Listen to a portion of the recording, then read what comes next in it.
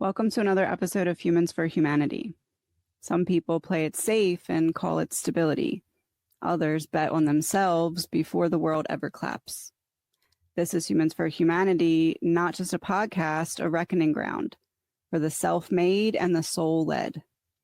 A compass for creators, disruptors, and daughters of their own becoming. And today we're joined by a woman who didn't just wait to be chosen. She built her own stage. She turned followers into family, trauma into tenacity, and every no into the sound of her next pivot. This is the reckoning of the choreographed rise. Mikaila Murphy, known to millions as Mikaila Dancer, is more than a viral choreographer.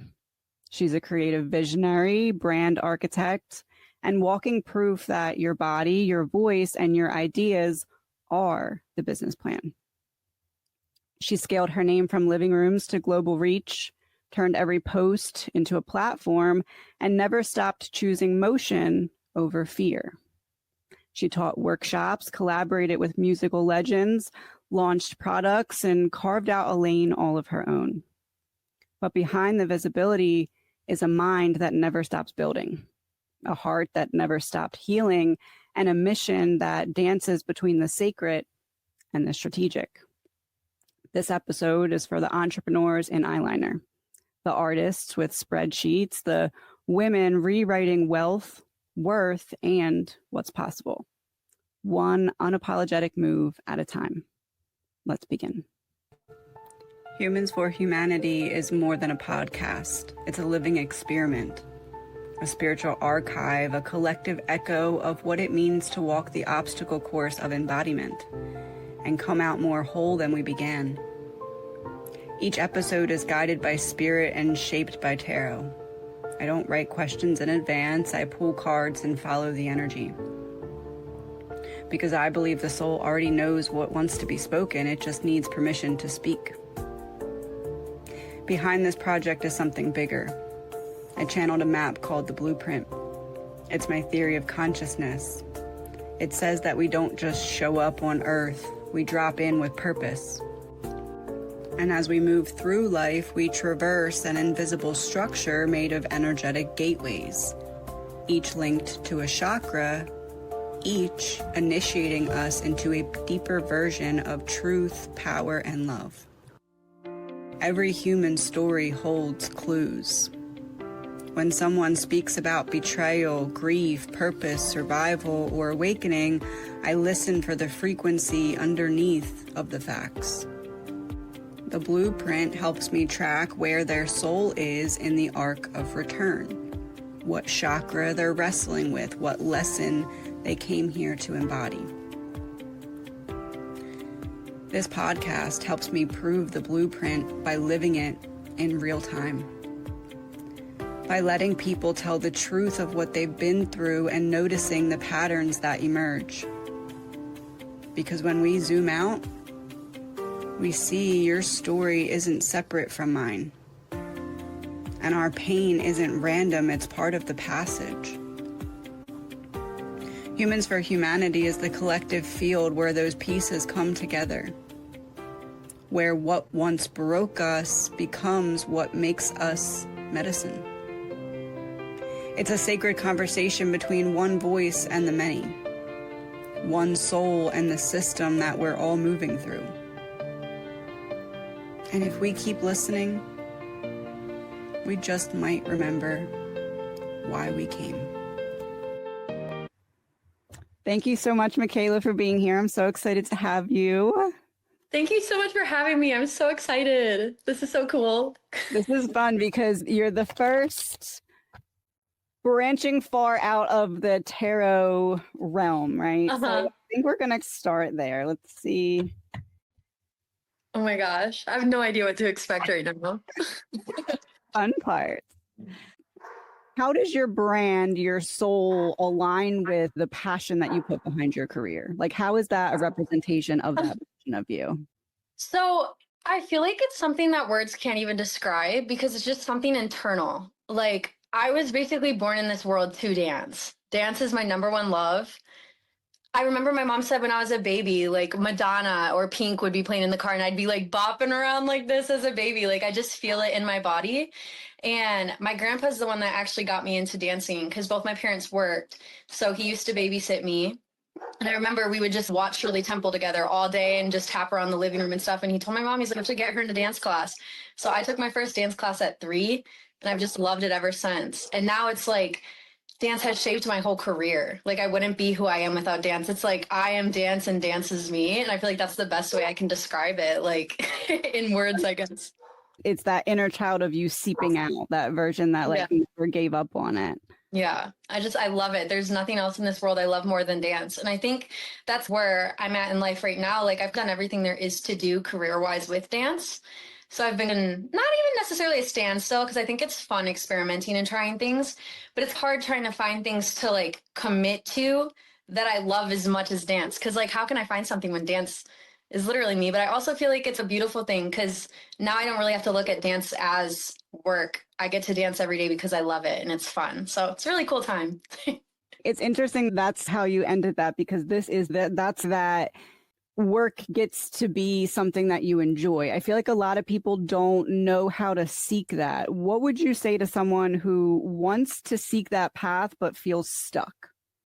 You have to do what you love. Otherwise, you're going to be miserable. But the thing that stands in everyone's way is fear. For me, there was no other option.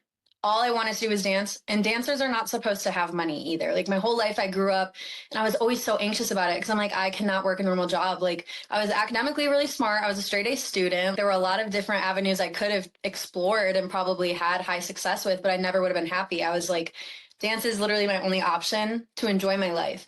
And all my family and friends around me, like everyone worked and everyone comes home so miserable. And I'm like, I don't want to live my life like that. Like I'm a free spirit. Like I want to be happy and I want to love what I do. So I feel like my advice to people is just stop being scared. If there's something you love, like that should be your only option. Make it work because there's ways to make it work. If you're doing something you love, money comes. Right. Yeah. That's very important. I feel like a lot of people forget that. Yeah. And so the lovers in reverse or lovers upright is all about a choice, right? So in reverse, it's like blocked choices. And then we're talking about emotions here on either side, right? So if it's people's fear holding them back, what's something that you had to overcome in regard to your own fears in order to be like, no, this is what I'm pursuing and I'm not taking no for an answer? Honestly, just kind of other people's outside opinions. I think that's the one thing that I had to get over. I'm very fortunate because I have a mom and grandparents and my dad too. But my dad, I feel like my dad was working a lot. So I feel like the majority of my information here came specifically from like my mom and my grandma in particular. They always told me, they're like, you're going to make it in dance. Like, you've got this. But aside from like my close inner circle of people, everyone around me was like, there's no way you're going to be successful in that. Like, you need to go to college. You need to get a normal job. Like, dance is just for fun. You can always dance, but you're never going to make it a career. And I feel like from an early age, I was really good at shutting that out. But I can see from other people's perspective how that can hold you back because I feel like people take other people's opinions very personally. But for me, and even in my social media career, I think I thrive off of everyone that hates me. Like everyone that has a different opinion than me, I eat it up. And I feel like that's another reason why I thrived on social media is because from an early age, I learned to block out other people's opinions. Like it literally doesn't matter. And that's important too, because people really can get you to stand in your own way of pursuing something. You either use it for fuel like you did, or you let it literally like debilitize you. Yeah. And I feel like that's what the majority of the world does. And I feel like that's why we don't have a lot of people in spaces that they love. And then also, I don't think there should be any shame either in working jobs you don't like to build to get to what you do love. Because even me, for example, like I went to college for 2 years. While I was in school, I taught dance, but that made maybe $10 a day type thing. I worked at Target. I worked at a nursing home. But while I was doing that, instead of sleeping maybe a full 8 to 9 hours a night and like going out with my friends, like I didn't have a college life. Like I'd never partied. I never did anything. I compromised the fun stuff so that I could have a fun life. So I still worked and did the normal stuff, but in my free time, I worked at what I loved because that was fun to me. Dance is fun. I love it. And it's crazy because you don't really know about cards, and what you just said goes perfectly with this scene, because in order to get this wish fulfillment, you have to go through this season of basically using the tools, use what's available to you, and then allow that to come to an end to get what you want. So it's interesting how, as you're describing it, I'm like, she has no idea. You see that too, because this is the number one thing when people want to get into social media in particular. They're always like, I don't have the equipment. And I'm like, I grew up in a family that was like bankrupt. We weren't like absolutely at the bottom of the barrel, but we definitely didn't have money either. And I'm like, all my OGs can vouch for this. Like, I made all my content in my tiny bright pink room, no lighting. Like, I would just set up my phone like this, like with the window right here. I would get lucky. I would have like my few hours where the sun's shining this way, and that was my ring light, and I just used my phone. I didn't own a camera until I started getting paychecks from social media. Like, I feel like people expect to have all the luxuries before putting in the work to own the luxuries. I feel like for me, I started, and then the money I started making, I used that right away to invest. I wasn't out buying cars and fancy bags and stuff. That's what I used to then start buying stuff to amplify the career. Now I'm at the point where I did all that, so now I can travel and buy the fun stuff. Because you've earned the right to do that. You've gotten, absolutely. Yeah, so you don't need all that crazy stuff. I did not have that. I was just in my tiny little bedroom dancing, kicking everything. Right. Use what you have and just go. Yeah, absolutely. Things outside of you to come and figure it out for you. Absolutely. So in that regard, let's talk about the entrepreneurial mindset. How did you learn to be patient when things were not immediate return of investment? I think I got lucky because I got into social media with no expectations, and there weren't really influencers yet. Like, I feel like YouTubers, yeah, but like TikTok was a completely different ballpark. Like, I joined before Charlie was even like Charlie yet. Like, I joined around the same time. So I feel like for me, I didn't have expectations in the regard of knowing what was out there. I feel like it's a little bit harder now because people that want to be influencers, they already see influencers and like what we have.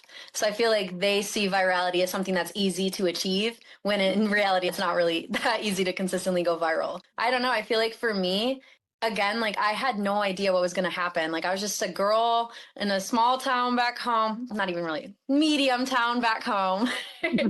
I lived like 10 minutes from Detroit in a town called Livonia. So it's not big, not small either. But I just went to college. My dream was to dance. I had no idea how I was going to get there. And I was making videos for fun because I loved it. So for me, it was just like, I didn't know I was going to go viral. I just kept doing it. So again, it goes back to, you have to do what you love. Like, I feel like a lot of people want to become influencers because they think it's easy, but anyone that's tried it that doesn't have the love for it can tell you if it was easy, every single person would be doing it then. I just love it personally. You found what was going to be your why, your reason. Mm-hmm. So Ace of Cups is like the holy grail, right? So talk about what you feel you learned about yourself that was almost like your own personal blueprint. Like, you're like your specific push when it comes to business. To be myself. I think that's the number one thing. I feel like I've became who I am just by being authentic. I feel like a lot of people that kind of put up a fake front, it gets tiring and you can't really keep that going your whole life. And even if you can, you're not going to be happy. So for me, like, everything is very natural. Also, learning to say no. I grew up my whole life being a yes man. Anyone in my life now can be the first to say, like, she will say no to anything she doesn't want to do. I'm not really scared of coming off as like selfish and an asshole anymore, because I feel like it comes from a lot of ignorance. I don't think there's anything wrong in like not doing something that you don't want to do. I have personal boundaries. And I think for people that haven't learned yet what boundaries means, that can come off as like she's selfish, but really, like, I know what I want and I know what I don't want. And I feel like by doing something I don't want to do, it's a disservice to me and the other person that's asking me for that, because I'm not going to give it my full effort. So I feel like learning to say no, and also just like self-confidence, like everything I do with the utmost confidence, I know that I'm there for a reason. Absolutely. Okay, so in that regard, let's talk about, there's a chapter of your life that when it ended, it's almost like there was a before and there's an after. And like, you knew you couldn't go back to that before. Talk about that transitionary chapter. I think the before is definitely my old life in Michigan. My move to California was sudden. I was actually dating someone at the time, and I came out to California just for a week trip. I was just I came out here for a little, it's like a creator content meetup, and it was like in the middle of COVID. It was just like a ton of us in a house, and it was like some of the top creators at the time. So it was my first time collabing with a lot of big names, and that was just incredible because I couldn't believe that I was like in that space. It just felt really unreal. And I remember then I made some friends outside of that too, because like I was connecting elsewhere as well. And I met up with a lot of like older people that were in the influencer industry. So it was more like YouTube Vine era. And even Vine was like before my time. Like I didn't really know anything about that because I was like 11 or 12 when that was at its peak. So I wasn't really on social media yet. So I met these people and they were just super smart. And they were telling me, they're like, you have to move out here. And I was like, I'll think. And they're like, no, you have to move. Everything out here moves so fast paced. You're going to miss out on everything. And surely enough, the next day I went back to Michigan and I missed out on a really big opportunity. There was a huge collab with some like really big YouTubers at the time. And I was like, I have to move. So within 2 weeks, I dropped out of college. I called my professor. I was like, hey, like school's always here. If I fail, which I know I won't, because at this point I've done so much, like I'll go back to school and it probably won't be for dance. Because if I don't make it at this point, then I probably never will. So yeah, see ya. And then I just packed up my whole childhood bedroom and me and my ex-boyfriend and one of my best friends in the world, Maddie, we all moved out to California. I feel like the time frame of 2020 till starting of 2022, it's like blurry. Like I don't even remember it because it felt like a dream. Like it was the craziest things that could possibly happen to a person. Like my social medias were growing. I grew from like 4 million to 10 million in that time frame. Like I was working with brands that I didn't even know was a thing. Like brands work with influencers. Like they send me stuff and they pay me to promote what I already would wear anyways. Like it just was insane. And then like people were paying me to dance to their music. I started making like grown adult salaries just off posting videos. Like I was like neck and neck with my dad. That's insane to me. I was like, oh my gosh, like I never knew I was going to be able to make a living. And here I am, like making grown adult money at 20 years old. That was insane. And that was probably the best time of my life just because of you just saw everything fall into place, like all your dreams. Like that is insane. So now I feel like that was like the middle. And now I'm living in the after because I'm like, oh my gosh, like I'm in a chill frame right now. I'm working on transitioning content. I'm sure that'll all come up later on because I want to talk about it. So I'm sure the spirit guides are listening. But for now, I'll just say I'm in a big transition period and I'm relaxing. I've worked on the work-life balance. So right now I'm actually living instead of working because I've worked my butt off since I was a kid. Like I did some fun things here and there, but I really gave up most of my youth to focus on dancing. So now I'm like living and I feel like it's really fun. And I just look back and I'm like, oh my gosh, like I can't believe that was my life. And now this is my life. And it's a complete 180. All because of that one decision to just follow that gut instinct. Yeah, drop out of college and move to California and post a video. And also, oh my gosh, like I remember being in college and like the mean girls in high school, that's how it was. Like we're literally adults, like 18, 19, 20, and they would point their fingers at me and laugh and make fun and like mutter under their breath about, oh my God, she's making TikToks.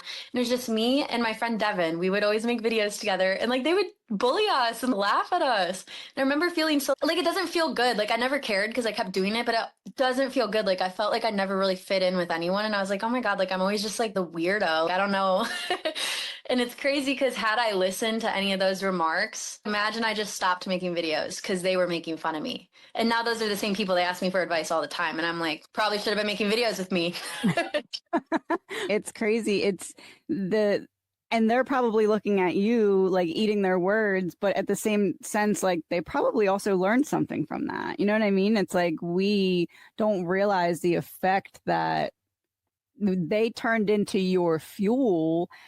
And then the ripple effect of that is, okay, bet you're not going to do that again. Yeah. But it's also interesting too, because you saying that, those are the same people that I remember would get so insecure. Should I do this? Are people going to think this way about me? And I remember like since I was a kid, have always been so unapologetically myself. I don't know. It's just in me, just like dance. Like I've never cared what anyone thinks. So it's just sad because I'm like, I really hope that they do see how it turned out for me so that they stop viewing people that way. Because I feel like they act that way because they're projecting their own insecurities. But at the end of the day, like everyone's living their own life. Nobody really cares what anyone's doing. I don't know. And I will say your choice of decision to just up and go does not surprise me, because remember the one time I mentioned your inner child to you in a reading and you sent me a text 2 days later, you're like, I'm in Disneyland. I'm like, all right, task successful. That's one way. This is also another thing I always talk with my life coach about. Like, we always talk about little Mikaila with her bangs and her little purple glasses. And I'm like, that girl was crazy. She had so much energy and she just wanted to see the world. And she is so active inside of me to this day. Like, she's always, let's go here. And that's why I'm like a world traveler now. It's not me, it's little Mick. She's like, I want to go here. Yeah. Yeah. So it's interesting because this is the environment of the home, right? Traveling for you has been a big piece, I feel, of your like, okay, I made it to the level. Now I can let myself enjoy it. It's like your reward to yourself is travel. I feel like it's been long awaited. So Yes. talk about healing, defense, the environment of the home. Talk about the impact that travel has brought to your home life. I was so hoping that this would come up. Oh my gosh, this is crazy. Oh my gosh, everything in my head, they're like, we know she wants to talk about this. I told you that before. I said they're going to lay it out for you. This is wild. So traveling to me, yes, it's fun. And I love it. So I also turned it into a job. It is work. I started my travel Instagram. I also love planning. So down the road, I have to see how AI turns out, but I could see myself doing some kind of travel agent type thing, or even I'm working on transitioning to having more of a female audience because I want to do like group trips and like host trips and take, because I'm a solo traveler and I feel like a lot of women are too scared. Again, fear holds everyone back. They're too scared to travel. So I'm like, maybe I could do little groups so that they feel secure because it's a bunch of women together. But putting all that aside too, I think everyone needs to travel because it humbles you and it's therapeutic. I feel like for me, I was in this little bubble. I don't know if it's that I felt sorry for myself, but like, I feel like the news is just all negative. There's so much propaganda. At the end of the day, no one knows the truth. I feel like I was one of those people, I was starting to hate this country a little bit too.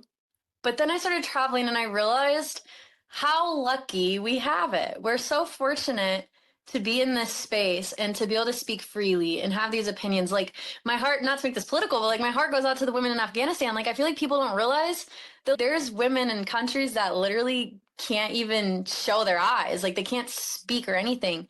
And it just made me realize, yes, there's a lot of problems here, but we're very progressive. And I feel like we're very fortunate to have the voice to speak on these problems. Like, I remember I went to a country, I don't want to say a specific because I don't know if it'll get anyone in trouble, but they didn't know the N-word was a bad word until we had our Black Lives Matter protests. And they still had a candy bar on the shelves called the N-word. Are you serious? And I was like, oh my gosh, yes, we have so many racial problems here, but also we have so many ethnicities here. Like, we have everyone in this country. So obviously people aren't going to like each other. Why? I don't know. I feel like I love everybody. Like, I don't see people. I feel like I see personality and like who they are for them. But with that being said, like, I feel like it just opened my eyes to realize, yes, there's going to be problems everywhere, but we're very progressive. And then it also just helps me do a lot of internal healing because, like, for me, I have anxiety. So I'm always worried about the future opposed to the past or the present. Depression is the past. Normal is the present, and then anxiety is the future. So for me, I was always like, my dream is to have kids and a family. And I'm like, oh my gosh, I bought this house, but I'm not doing good enough. Like, I take up all the space as a single woman because it's a 4-bedroom home. This bedroom I turn into my workspace. I've got a guest bedroom, my bedroom, and then the other room I turn into a closet.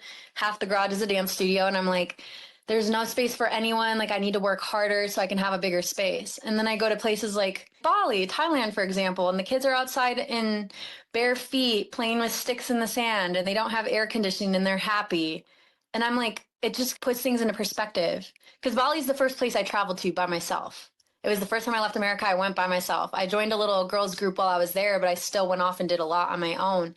And I was like, any family that I could possibly create would be so fortunate to live here. Like, I've built such an amazing life on my own and we already have so much. And it just healed like my inner child too, because it just humbled me a lot. It made me realize that I don't need to worry about the future as much. Like, I need to focus on the present. I'm so lucky to be here where I am. And I don't know, I started thinking about like little Mick too. And I remember there was one point, I had the best day of my life in Bali. To this day, best day of my life.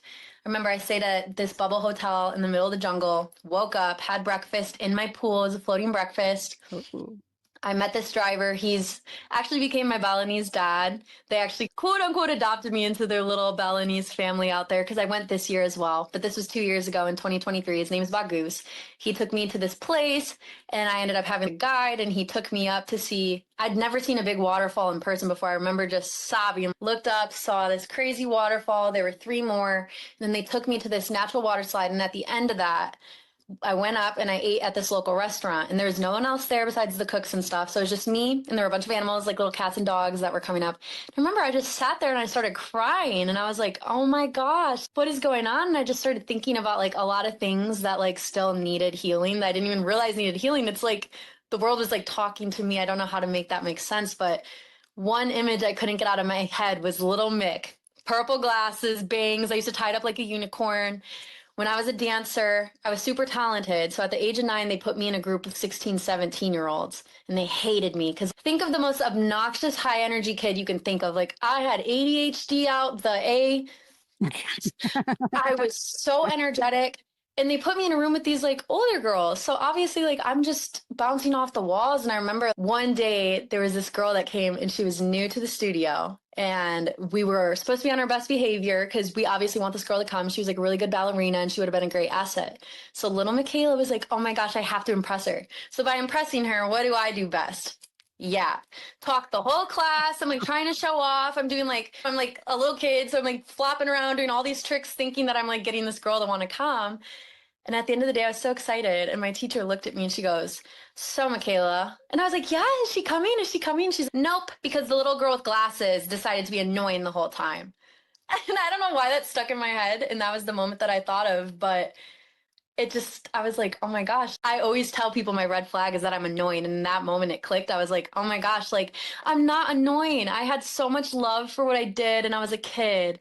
And that in that moment I accepted it. And I was like, I'm not annoying. I'm just a high energy person and I love life. And I'm like, how sad is it that other people don't get to view life that way?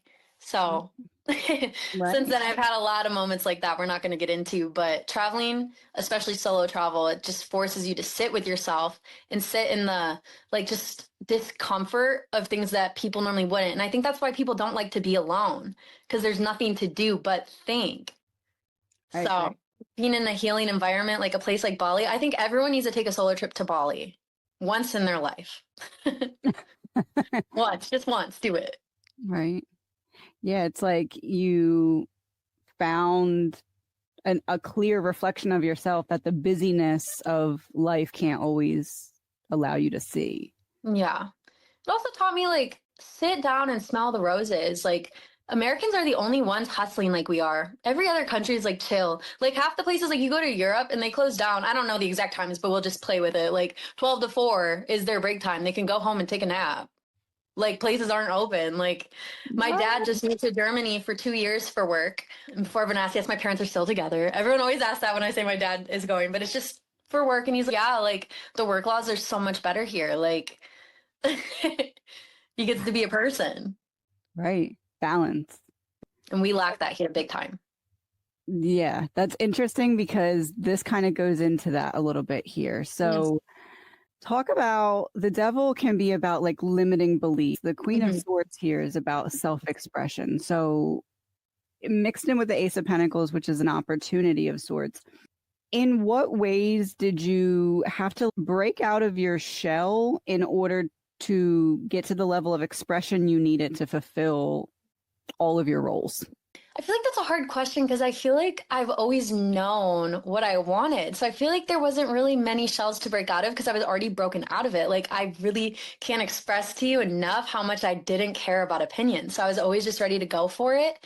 It's interesting though, because I feel like now is the time in my life where I'm starting to put myself in a shell. Yeah, that's definitely what it is. I'm at a point in my life now where I have so much success. I love what I do. Financially, I'm free. And I always have this, what if I lose that mentality? Like even traveling, like I get my little first class tickets and I'm like, now that I've experienced this life, I could never go back. So now I put myself in this little bubble where I'm like, I have to maintain this. So I'm scared to take risks now.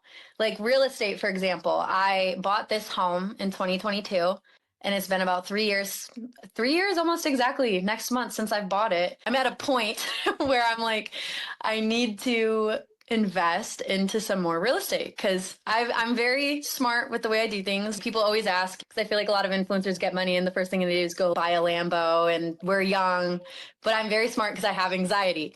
So I have financial advisors, I have business managers and all that, but I'm like, I need to start investing into some more assets. So like a home, for example, I'm like, it's really scary because it's uncertain. And it's for me, if I buy a property, it's going to make or break me literally. Like I could put the majority of the money I have into this home and it could become a great asset. I could Airbnb it. I could have great renters, or I could get a home that doesn't increase in value over time. I have horrible renters that ruin the whole place and squat and they don't pay me. So that's just an example, but there's a lot of different things. There's different little businesses I've been considering launching, but I'm like, oh, if I invest a lot, like that could be a big issue if it doesn't succeed. So right now, that's why I was saying I'm in like a transition period because I'm trying to figure it out, but I feel like I keep putting myself in these little shells because I'm like, oh, I'm scared now. Like, I don't want to lose what I built. There's like this spiritual concept of like new levels, new devils. Like essentially, as you climb higher, the challenges that you face get bigger. Almost the video game where you meet the monster at the end and you have to do this battle. Ignorance is bliss. Like I always tell people too, I have so much success, but I'm very good at managing my stress, but I feel like I'm more anxious now than I probably ever was when I was younger. Cause it's like when you're young, your only concern is I need to make some money to get by and just go day by day. But now it's I need to make a lot of money because I have employees, I have family, everyone depends on me. Like I have people on literal payroll. People don't even know the behind the scenes. Like I donate to so many different things that people don't even know. And it's like a lot of people depend on my success for their own. So if I start failing, like I'm a CEO of my own business. Everyone that works for me is also going to fail. And I think that's a lot of pressure too. Because I don't know. It was very relaxing just being a girl from Michigan that just went to dance class and then worked at Target and went home. And now I'm like, oh my gosh, like being your own business owner, if I don't want to work, I don't have to. Back then I had a schedule that I had to abide to, otherwise I'd get fired. So nowadays it's, oh my gosh, if I don't want to do anything, I technically don't have to, but it's only going to screw myself. So ignorance is bliss. It's interesting because this is about decision versus indecision. And in reverse, it's making a decision. And this is about investment of your time, your energy, yourself. And then this is fulfillment. So almost talk about the way that you recognize, hey, it's time to expand or it's time to reinvest. Talk about the feeling of knowing when you've got all you need to out of a certain experience and it's time for more. The simple answer is boredom.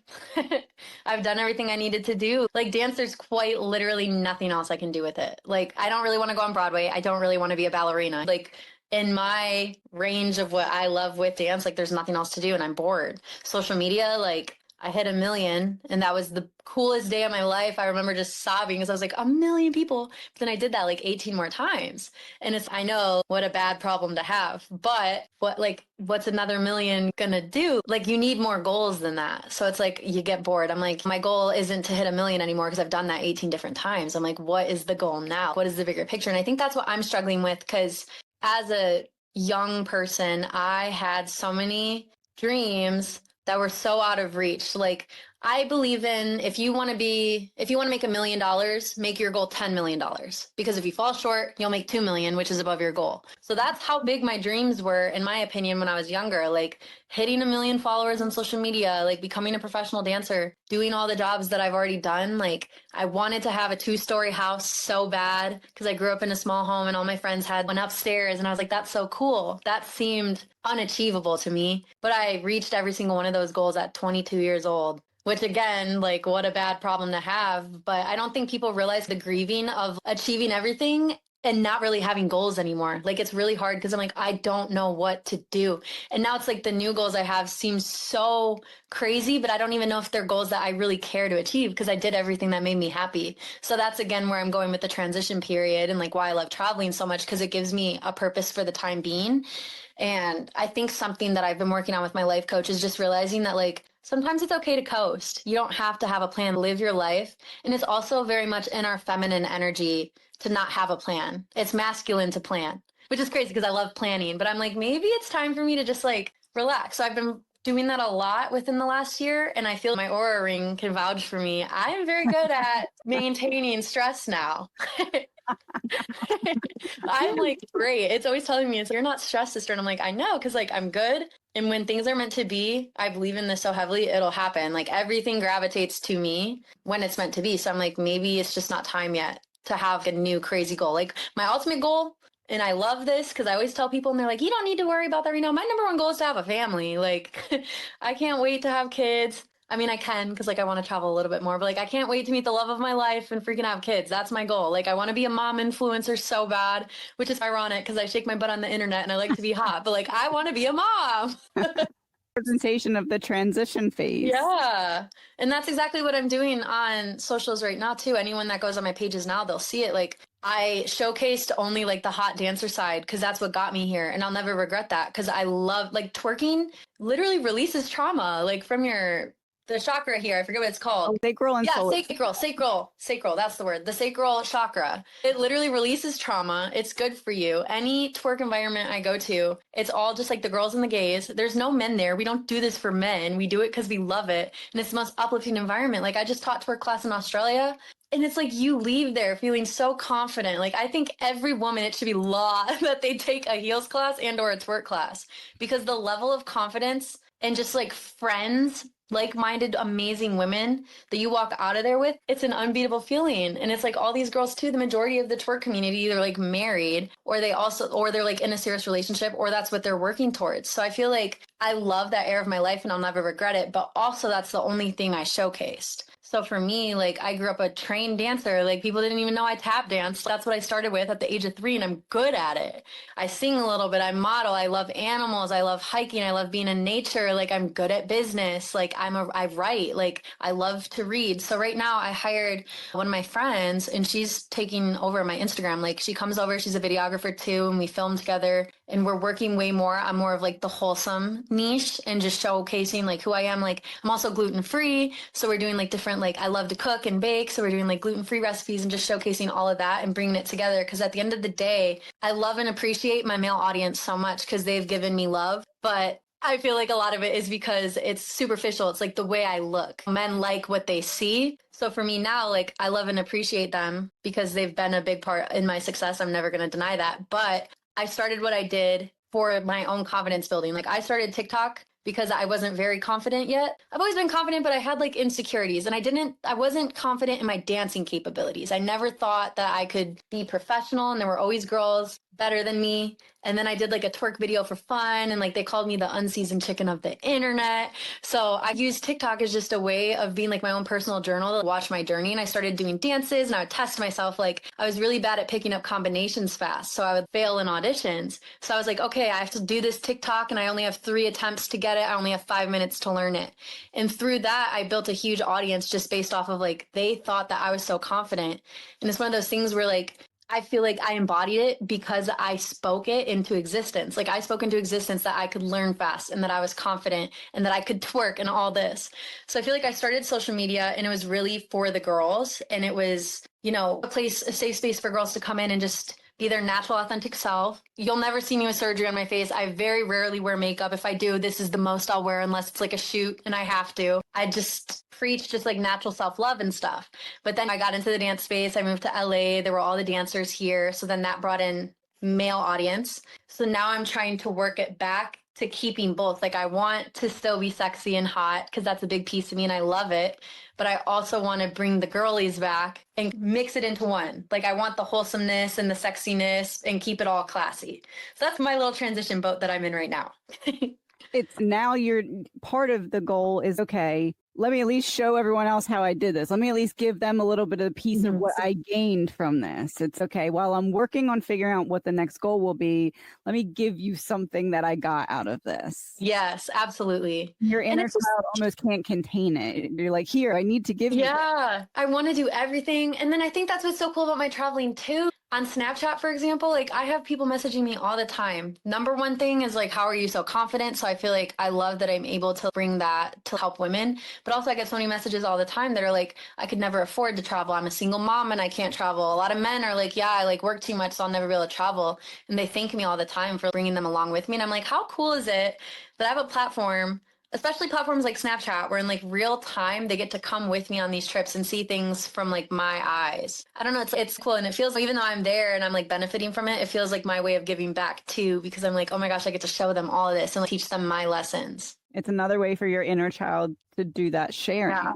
Because little Mick just wants to help people. Like all my life growing up, my grandparents were so big on helping people. They had nothing. Like they didn't have money, but what they did have was like the biggest heart. Like we'd go out and like, I remember vividly, I went to Baskin Robbins with my grandpa and this guy was buying ice cream. I can't remember who was with him. I just remember being an older guy and he like couldn't pay for some reason. And my grandpa, who like doesn't have money, was like, oh, it's fine. I got it. Like they do everything they can. And I always grew up on like always help people. So I feel like that's what's cool with this career is like, I literally get to help people. And it is really validating because I feel like most of the time people only comment if they hate you. They want you to know. So I feel like supporters are like quiet, but I think people need to understand like the few messages I get about how much I am helping them and stuff, like I never forget those. Like those are engraved in my brain. And I wish that people would like comment support more often because it's, oh my gosh, like getting stuff like that, it's so validating to me. I'm like, oh my gosh, like I'm just doing what I love. And by doing that, I'm helping people. It's cool. In which ways do you feel like you could speak to the audience that's the industry I want is already oversaturated or there's already so many people doing this? What's the point? What would you say to those people? Not specifically in dance, just in anything. I would say that there is oversaturation in any field. What's the point of becoming an engineer if there's already so many people that know how to put car parts together? What's the point of being a teacher if every school already has a teacher? At the end of the day, there's always a new wave of people. Like even me, like I started twerk on TikTok. Like I'm the one that started all of that, like all those trends and everything. Twerk obviously existed long before me, but like I brought the art form to TikTok. And now I'm realizing, I'm like, oh my gosh, like I'm 25. Obviously that's not old, but like I'm not the young one anymore. Like I'm in these rooms and like people are younger than me now. And I'm like, whoa, I used to always be the baby. This is weird. So I'm realizing that there's always a new wave of people. But with that being said, as you move up, there is more room for more people. So it's, yeah, social media is oversaturated, but in what regard? I don't know if I'd necessarily recommend everyone trying to have a TikTok career, but people forget Snapchat exists, Instagram exists, OF exists, Threads exists, Facebook exists. Everyone wants to joke around about Facebook all they want, but Facebook is such a good platform because it's not oversaturated right now and you make good money on it. I'm like, guys, like there is room for everyone at the top. And I don't even view it as competitive because there's room for everyone to eat. Everyone's in their own lane. So yeah, it might not be as easy as it was in 2020, but if you have the passion for it and the love for it, just do it. Stop making excuses. I think people like to be victim a lot. Stop making excuses. Just do it. If you post every single day, there's no way that you can fail. I always love to tell people this story. YouTube, not my main thing. I don't know if it'll ever be my main thing. I love it, but it's just not necessarily, I don't know, it's just not my thing. Remember I had a YouTube short scheduled out 4 times a day for a year straight. And it took me until month 11. 4 videos a day for 11 months. It took me 11 months of that. I don't even know the math.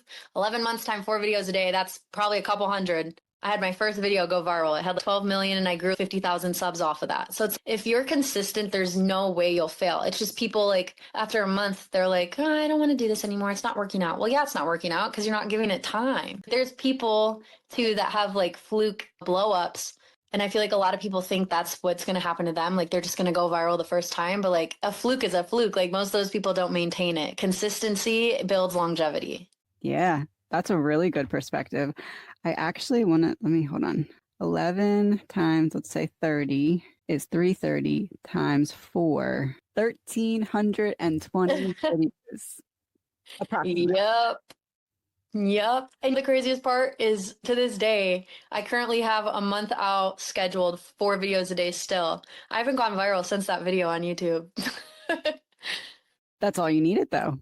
Yeah, because now I have my little YouTube following. Now I will say it'd be nice to have it again. Like I'd love to have another platform to fall back on. But and then you take this one video, right? It takes me like 30 minutes to post one video because I post a video on TikTok, then I post it on Snapchat Spotlight, my main story. I post it on Instagram, Facebook. I have 2 Facebook accounts, but we'll say just the one Facebook that then gets posted to Threads, YouTube Shorts, sometimes X. Trying to think, I'm probably missing some, but off bat, that's already 8 platforms that I'm posting, and it will fail on probably 7 of them, but all it takes is 1. And then you make money off of it. That'll pay your rent for the freaking month. And then you can just repeat the process every day. And then money starts accumulating. And now you get to do what you want. And it's fun. People post a TikTok but maybe their audience is on Twitter, X. I don't know. Like, I think right now for me, like, I know I keep bringing up Facebook, but Facebook is just like a surprise to everyone. But like, I thrive off hate, and Facebook is all, no offense to anyone watching this that likes Facebook, but it's majority like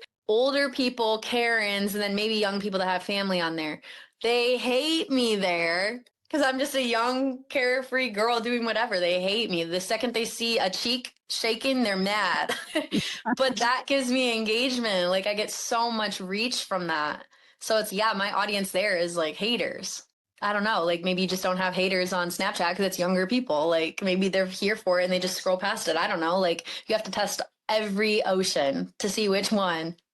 And that brings us to an interesting place of like detachment, right? Because hate doesn't feel good. Even if you've learned to not let it affect you, even if you've learned to not carry it with you, it still doesn't feel good. It's still, even if you're not reading it, you're going to see it to some degree, right? The thing I learned is, I don't know about you, but I've never been in a dark enough place to ever want to hate on someone else. So you have to think, as a person that probably hasn't hated on someone, think of your lowest point and then think of how much lower they have to be to hate on you. They are in such a dark place. And I know that's a fact because sometimes I'll play with it. I've noticed women usually only hate on me because of a man. Their man was watching my videos, or she caught him like trying to DM me or something. So then she sends me all the nastiest things. Like, that just happened about a month ago. I had this whole heart to heart with this girl, and I was like, girl, I'm not the problem. It's your man. I don't want your man. I don't even know he exists. And by the end of the conversation, she apologized. She's, you're being so nice to me. Why? Like, I was just so nasty to you. And I'm like, girl, because I know it's not you. Like, it's your insecurity is because of a way that a man made you feel.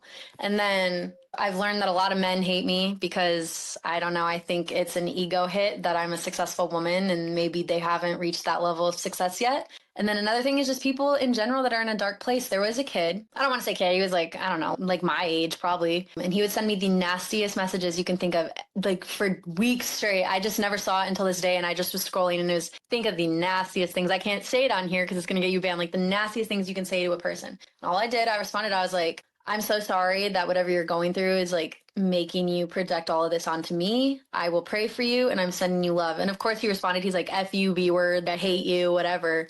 And then surely enough, a week later, he messages me and he's, I'm so sorry. I didn't realize that like you would actually see this. Like, you're such a big person. Like, I guess I didn't make sense that you're a real person that would see this.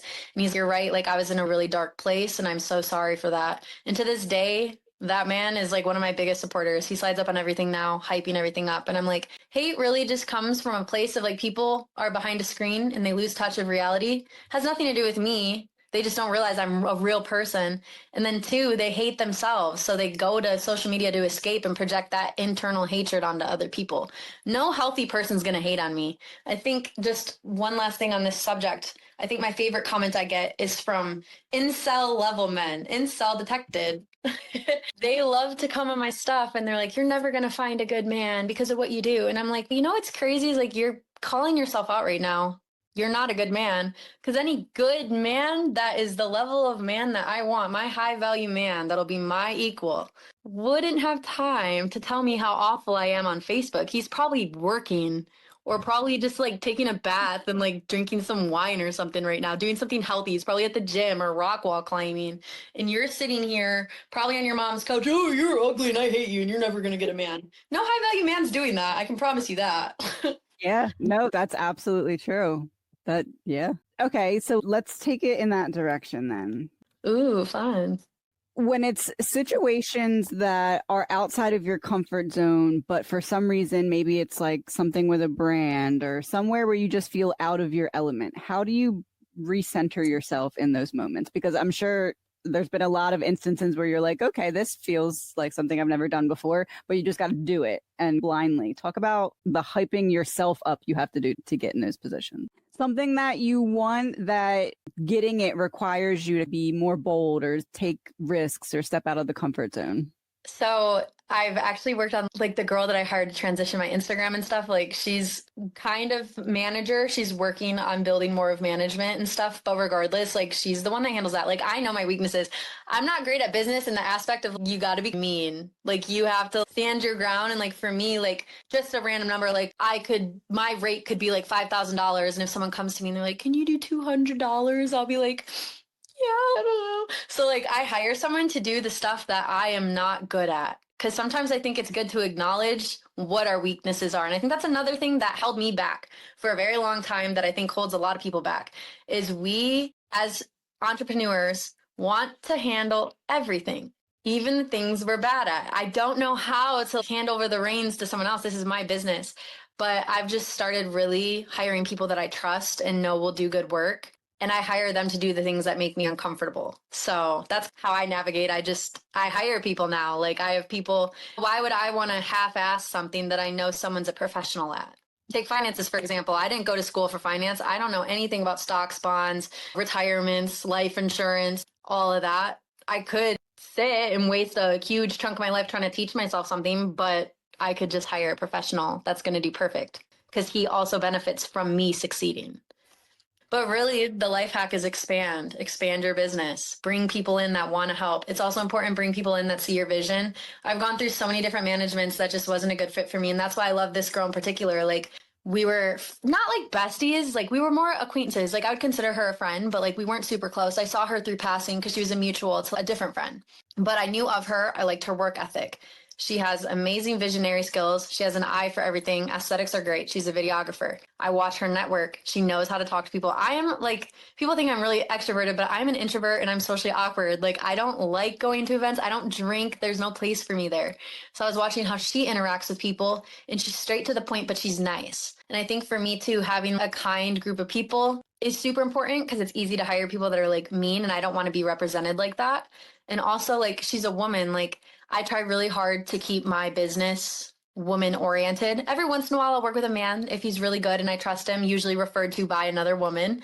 So yeah, I just really trust her because she sees me. She's a dancer too. She grew up literally in the same, like a town over from me in Michigan. And I didn't even know she existed till I moved out here. Like we didn't know of each other. Our studios used to compete against each other, had no idea.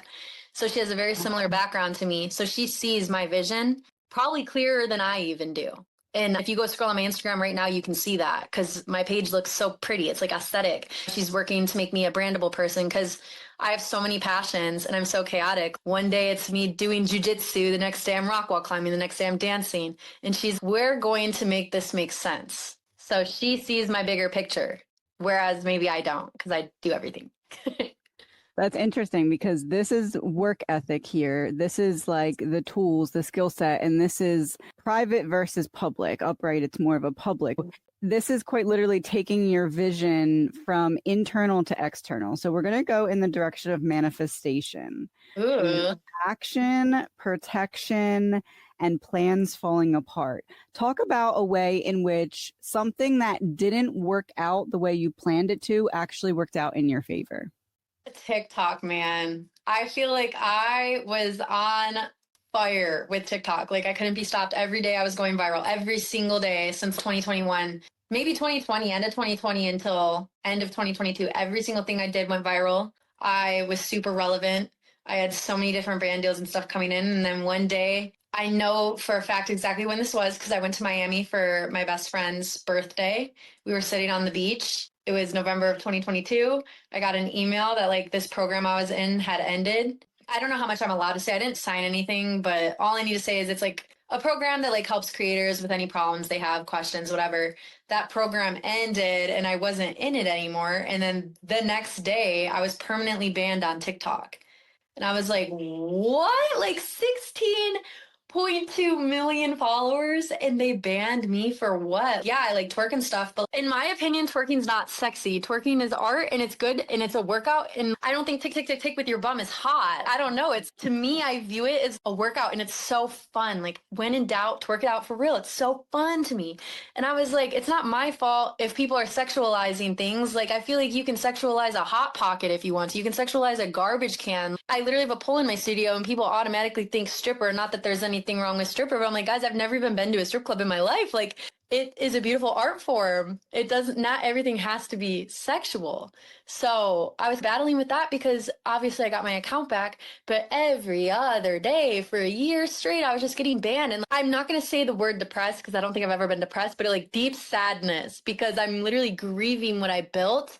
And there's that fear of, oh my gosh, like everything's unstable now. Like for me, another thing I talk with my life coach about, like relationships, everything in general, like I crave stability over everything because I didn't have the most stable childhood. Like everything was all over the place. So I love stability and I lost that. My whole platform was gone. The thing that built me, this big thing was gone. Since then, like I always have a way to get my account back, but anyone watching this can tell, like I used to post a video, the worst views I'd get is 500,000 views. Like I was getting videos getting tens of millions of views every other day on that platform. Now, like I'll post a video today and if I'm lucky on a good day, I'll get 100,000 views. So since 2022, it's been about 2.5 years. My whole entire TikTok was just, it's been busted. Like it's just for no reason either. I don't know if it's something internal. They're just like, we hate this girl now for no reason. Like I mind my business. I don't know what happened, but that completely fell apart. And I was so confused for so long. And I'm still a little confused because it still hurts. I'm like, dang, what the heck? Like, I make such good content. I even noticed today there's an account that's pretending to be me. They have 700 followers. They've only posted 3 videos and they get more views than I do for content that they stole from me. So I know it's like an internal problem. I don't know if they blacklisted me or whatever, for whatever reason it may be. But deep down, I know that it's because I'm bigger than TikTok. The things that I can provide to this world and the things that I'm on this earth to do is bigger than TikTok. Like at the end of the day, it's just a platform that's not even stable on its own. They're over here banning me, but they need to be worried about themselves getting fully banned. Hello, like the queen of bans getting banned. It makes sense, but it's just a little platform that people just scroll on. It doesn't do anything. I'm like, there's so much more that I can provide and do that can build genuine stability over a platform that I don't even own. I think that's another thing too with content creation is like we don't own our platforms we made. The platform owns. They can get rid of us at any time. So for me, it just was a wake-up call because I think a lot of people, they get a little bit of success on TikTok, they quit their jobs and they like full force go for it without having stability on other ends first. And then I don't know, you don't own it. Like they can ban you at any time. I know so many people who have just been banned for no reason. So it just taught me like have avenues from so many different places. Don't rely on just one of these platforms. Talk about then that wake up call in relation to almost, okay, now I need to get not a safety net, but now I need to figure out not what comes next because you're in that transitionary phase, but talk about the mindset around, okay, this is eventually going to not be the full thing here. This is not going to be what fulfills me fully. Yeah. It just taught me I need to diversify myself as a whole. Funds, for example, you invest, you're not investing everything you have into one stock. You're investing into a bunch of different things. So that's how I see myself. I'm here, I'm trying a bunch of different things, and I'm like, okay, like TikTok was the one. But why not Instagram, Snapchat, Facebook? And I think that's what's cool because if I was still like thriving on TikTok, I don't think I'd realize there's so much money in other platforms as well. But then beyond that, I feel like take all that group together, social media, it's just one thing. So that's why I was like, okay, I have dance, I make music. Not sure how I feel about that yet. Music was just for fun. But now I'm trying to figure out what else. I think travel's becoming one. I'm still trying to figure out how exactly I want to fully turn that into a business because it's still in the social media category. But I'm like, okay, like eventually I want to get into making my own products and my own like businesses and stuff. And I think in order to thrive with that, I need more of the female base. Because also just a general rule of thumb, men buy body, women buy everything. And I have so many ideas that I think would be really beneficial even for traveling. I'm not going to say anything here because people are going to take it. But I think there's a lot of things that I could do, even like writing a book or something. Like I want to do stuff to help women because I love women. Like I want to create stuff. It's just now I'm working on building myself to be more brandable for the female audience. It's almost like the initial push was the trampoline and it allowed you to jump up and be like, oh, look at all this stuff that was on the other side of the wall. I didn't even know it was over there. But now that I know it's there, I must attain it. I must get it. Yeah. And then at the end of the day, too, put all this to the side. Like, I really think my biggest thing is mom. Like, I'm so excited to be a mom one day. Like, at the end of the day, it's like I'm always going to have my business, but there's so much possibility for the day I become a mom. There's so much I can do. Like, even just as an influencer, like outfits I got for my kids, here's hacks, like when they're doing this and that, like parenting styles, like the food that I'm making for their lunches. Like I have a whole bookshelf upstairs right now of books that I've been buying my future kids from all the trips I go on. It's completely full. Like I think that also might be partially why I'm so like in a little phase, because like I'm obviously not ready to have that yet. I don't even have a man. But I feel like that is going to be a big piece of my life, is just being like a influential person in the mom sphere. It's so interesting because once again, you don't know the cards, but this is like the child card, the inner Oh child. my gosh. Or a child.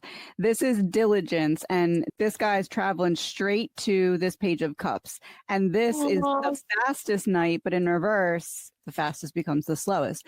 So this is almost like your life has been like pedal to the metal. I see it, I want it, I pedal to the metal and I get it, right? There's that one thing that's going to eventually make your life slow down and be more present. Talk about the desire to not rush everything now, but make sure that you experience everything now that you need to, knowing that there's that inevitable, it's going to slow down and change. Oh my gosh. That's crazy, because that's like my Roman Empire. I think about that every day. Like right now, I'm having so much fun. And the reason I travel so much is because like I want to see the whole world. And I'm like, oh my gosh, I have to do it now. Because when I have kids, they're my priority. Like what I want to do. Like I wholeheartedly believe in this. And I think this is why we have so many damaged kids nowadays, because so many selfish people that aren't meant to be parents are having kids. And I think we're having a lot of irresponsible, accidental babies too. Not to shame or anything, but I feel like we know how babies are made. We need to be smarter because we're bringing kids into this world that we're not ready to have. For me personally, when I have kids, like everything I do is for them at that point. It's not what I want anymore. It's what do my kids want? Like, what are their goals? Because I feel like me, like when I have kids, like I want everything to be possible for them. So I'm going to do everything I can to make that possible. It's like I can't just pick up and go to Thailand tomorrow because I feel like it. It's, oh my gosh, like I have to get them ready for school. I want to homeschool my kids actually. So I have to get them up, get my lesson plans ready, teach them what they need to do. What activities do they want to be in? My money's going towards my kids now. What are their dream trips? Like, where can I take them? I want to homeschool them because I want to take them traveling and show them the world. And at that point, it's not what do I want to go see? It's what can I take them to that'll be resourceful for them in the future. And then it's going to be more so, let's go to like Japan so we can go to Disney. The kids want to go to, I don't know. I feel like it's really just, I want to do everything now while I have time to be irresponsible.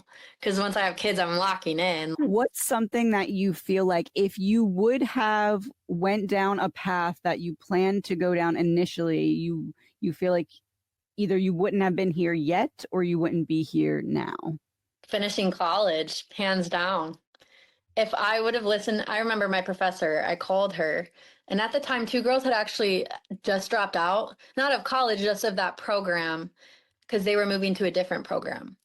And when I called her, she was joking. She's, because it's in the middle of COVID. We weren't like talking all the time. So it had to be serious for me to call her. She's joking because I don't think anyone saw it coming necessarily.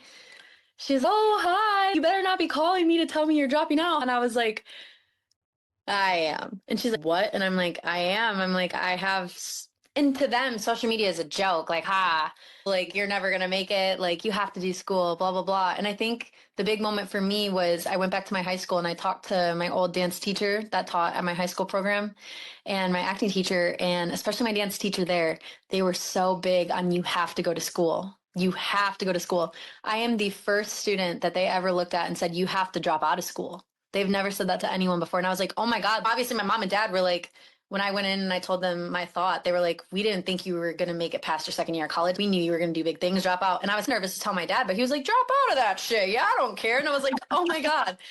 So for those two teachers to tell me to drop out, I was like, I have to drop out. Wow. So I called, like I said, that professor. I was like, no, I am dropping out. And I will never forget these words because it's ironic now. She told me, you will never be successful without a degree. You have to finish college. And she's like, you're going to regret it and you're going to end up back here and you're not going to have the scholarships anymore. And I was like, I'm very sorry that like you feel that way, but I'm taking this chance because worst case, I fail. School's always there, but these opportunities are not. And that was the moment that dictated my whole life. Because let me tell you, that program doesn't exist anymore, completely shut down. Oh, wow. So I was going to fail, but that program doesn't even exist anymore. And look where I'm at in comparison. And it's funny because some of the same people from that program, not going to get into it too much, but like they've reached out and asked me to like financially help with like different programs that they're trying to start. And I'm like, you guys are like, you never support my stuff. You have me on social media. You've never liked or commented on anything. You told me I was going to fail. Imagine I listened and I stayed there. I don't know what I would be doing. Like a dance degree doesn't get you anywhere. I think for me, I needed it because I needed filler time. But I think there were also a lot of different ways that I could have filled my time without getting college debt. I don't think a dance degree or really anything in the arts gets you where you need to go. It's networking. And it's crazy because now I have this social media portfolio. Like my Instagram is my resume, as people always say. And it's all these choreographers that are the ones booking everyone the jobs out here. Like the ones that I used to idolize and admire and pray to work with. Like I casually can text them and we're all cool. And I'm like, holy crap, like little Mikaila's freaking out right now. And I think that's the thing that like college dance lacks and just like the arts in general. If I could have done college any different, I would have gone to school for law because it would have helped with my contracts. I would have gone for finances or I would have gone for business in some regard. But yeah, I think to answer your question, that was my most craziest moment. If I would have stayed in college, I really don't know what I'd be doing right now. Like I would probably still be living with my parents. My family lives in California too. They're only like 40 minutes from me. We would all still be living in Michigan. And I would probably be living with my parents. And I would just probably be a dance teacher making $20 a day, struggling. Probably would have had to have gone back to school for something else. Or maybe I'd still be working at Target. I don't know. It's your one decision caused such a big ripple impact that you never could have taken into account. And for the record, I can definitely see you being in the law sphere 100%. I feel like I've always said it. Actually, now it's interesting. I could see myself potentially going back to school in my 40s or 50s, or if not school, because, okay, I would go back to school to become a psychologist because I love, like, I'm everyone's therapist. That's what everyone tells me. Like, I love helping. Or I'm going to go down more of the courses route and become a life coach, which I think a life coach makes more sense to me because I don't like the medicine route of things. And I think therapy over life coaching. I think my life coaching she's been the most impactful person I think in my life. I think therapy and psychology is good for like the chemical imbalance and like the literal disorders in your brain. But I think life coaching, which I would love to do, is so beneficial because it actually teaches the resources you need to thrive in life. And I feel like I'd be very good at that because I already naturally do that. So I could see that being something I do in my middle ages.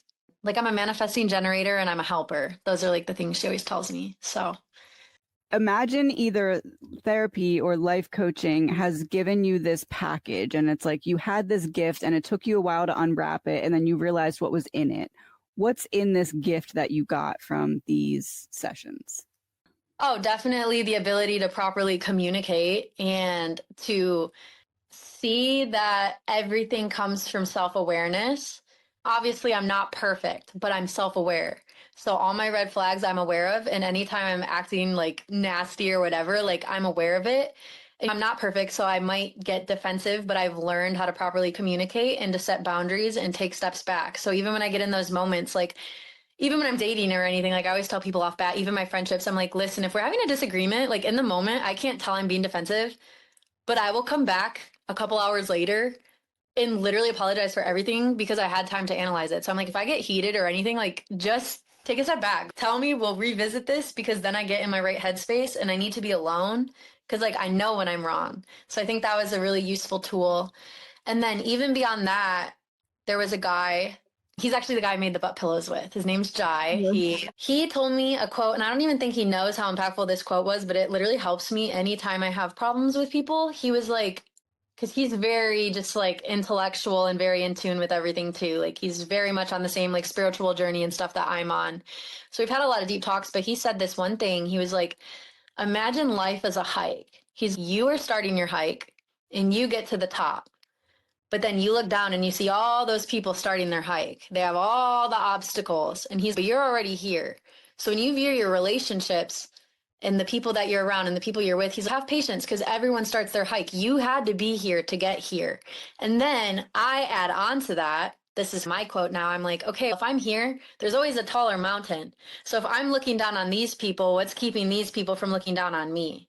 So it's also taught me I'm a very impatient person in every regard. So it's given me the accountability for myself to realize that I need to be patient with people because everyone is on a different life path and they discover things at different times. And then my life coach believes in just living with love. So I think that's another thing. Like, I have a hard time letting people go because I feel really guilty. And I feel like that is only self-destructive to me, but also the other person, whether they're toxic or not. If I stay in a situation, whether it's a partner, a friendship, whatever, that I am not happy in, then it's a disservice to the both of us. And I'm not moving with love then. If you cut someone off, you're moving with nothing but love because you know that they don't have a place in your life. So why would you want to also waste their time? I feel like people don't want to hurt people's feelings, but you're going to hurt their feelings more by not giving them your full potential and your full love and your maximum efforts because you don't like them that much. And then eventually they're still going to get cut, but the longer they stay attached to you, it's going to make it harder and harder every day. And that's not loving. Those are all the most resourceful things I think I've gotten out of it. And then therapy, that was more mental illness. I have crippling ADHD. I actually just got fully diagnosed officially 2 weeks ago. Woo. But I went to a psychiatrist back in Michigan. And at the time, it was right before COVID. I went because I was having really bad anxiety and they were suspicious about potential OCD too. But then COVID hit and then I moved here and I never went back. So then I ended up getting an online therapist here and she wasn't a psychiatrist, so she couldn't diagnose me officially with anything. But after a lot of talking, we just realized because they're all piggyback effect kind of thing. So it's like anxiety, ADHD, OCD. And we figured out OCD is very minimal. Anxiety was pretty maximum. ADHD all over the place. So everything just sucks. So with her, we just worked on a lot of just like random things like OCD. It's you're not going to die if you don't do this thing. She would have me go out. I'm a neat freak. My fridge, everything's in alignment. She's turned one thing the opposite way and I would literally like panic. And she's, you're not going to die. So I think that one quote literally single-handedly cured my OCD in general. I really don't have OCD anymore. I'm pretty relaxed now, even anxiety-wise. Like, I don't have much anxiety anymore. If I do, it's normally for, like, a reason. Like, I have something coming up or, like, I have to perform, and that gives me anxiety. And I think the main thing was you're not gonna die. That sits in my brain. Anytime I get anxious or my little intrusive thoughts or OCD whatevers, I'm like, if I don't clean this room, like, I'm not gonna die. If I don't step in the crack 2 times, I'm not gonna die. So those were all my most resourceful things. I like that. It's like you put it in that perspective. It's almost like that shock. It brings you back to, okay, yeah, that's an extreme, but actually I'm not going to die. So I'd be like 3 Cheez-Its and I'd be like, I need an even number. And I'm like, I remember it sounds so stupid. Like people watching this are probably, this chick's crazy, but like seriously, like I hate odd numbers. So she would have me eat 3 goldfish before I was gluten-free. And I would be like, oh my God, this is horrible. And she's like, you're not going to die. And I'm like, I'm not going to die. But it's helped me so much. Again, like, I don't think that this online therapist to this day realizes how much that one stupid line helped me in my day-to-day. I think about it all the time. I'm like, yeah, I'm not going to die. It stops you in your tracks with the chariot in reverse. It points out the lie your brain is telling you, like, oh, it's so bad. You can't let it go. You can't let it go. And it helps you rebalance yourself. Yep, absolutely. When you look back on your life now, when you are in the position where you're a mother and you've achieved those goals, when you look back to now from then, what's like the positive way your mind is going to frame the obstacles that were in place to get to now?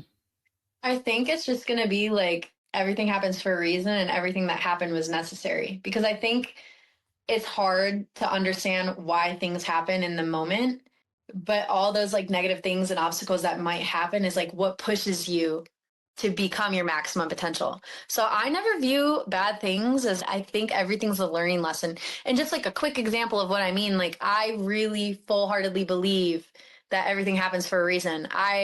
My manager was at my house like 2 weeks ago and I was talking to her because every piece of travel content I have, I just got an iPad and I delete it off my phone, get it all transferred to my iPad. And I sit and I airdrop. And I'm talking like over 40,000 pictures and videos I had to airdrop. That takes hours. And then I just went to Australia and I had 5,000 pictures and videos. Like that takes hours. Like I would sit for hours just transferring everything.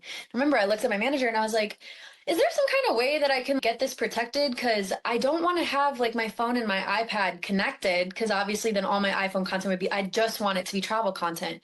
And she's, yeah, get like an SD card or something. So I ordered an SSD card and I was like, and I remember I told her, I was like, I'm terrified that I'm going to lose all this content, or I'm going to Italy. Like if someone somehow pickpockets it or something, like all of this is gone. I'm screwed. So I'm like, I'm scared something bad's going to happen. I'm going to lose everything. Can't even make this up to you. I don't know if it was an intuitive thought I had or my subconscious or whatever, but I was sitting in bed airdropping and my whole entire iPad screen went completely black. I'm sitting there, I'm thinking, because sometimes iPhones do that. I need to reset it.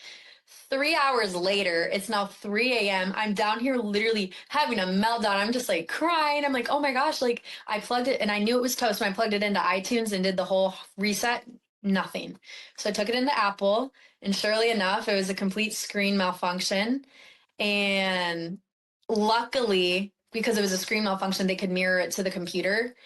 I had my SSD card because I just bought it. So they taught me how to mirror it to my TV then, because I had the little iPad computer screen magic keyboard thing. And that's what saved my butt, because he could plug it in and like type on the thing. So I took it home, connected it to my TV, SSD carded it up, got all my content onto that. With that being said, my iCloud was on. I just didn't realize it because I didn't realize it was two separate iClouds. So regardless, I was safe. But that situation was so stressful. And then it took 5 days to get my iPad back, which just so happened to be like the main 5 days I had set aside to get my travel content edited. So I had nothing to do it. I looked at my mom and I was like, everything happens for a reason. What the heck is the reason behind this? This is just an inconvenience. There's nothing good behind it. And she said, it'll come. It always comes. You'll figure it out. And I'm like, I can't understand what the good in this is.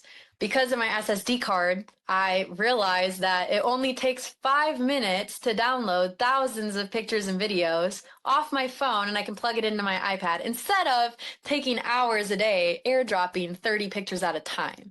So I know that's like a dumb, stupid story, but I was like, literally everything happens for a reason, because now I'm saving so much time in the future.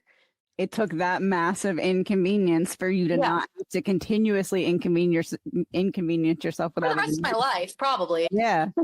Wow. That's like your guides were like, hey, you know what? Let's just do a hard reset here. Yeah, let's just completely screw her stuff. And then that moment too taught me, because like I'm so impatient. I was like, I spent literally 3 to 5 hours down here in this very room, like crying and throwing a fit by myself. My dog literally thinks I'm a psychopath because I can't get my iPad to turn on. It's like the end of the world. I'm about to lose all my content. Like that's not okay. Like I was panicking. But it taught me and this is another thing my life coach always preaches to me, you cannot control things that are out of your control. So in that moment, the only thing I can control was my emotions.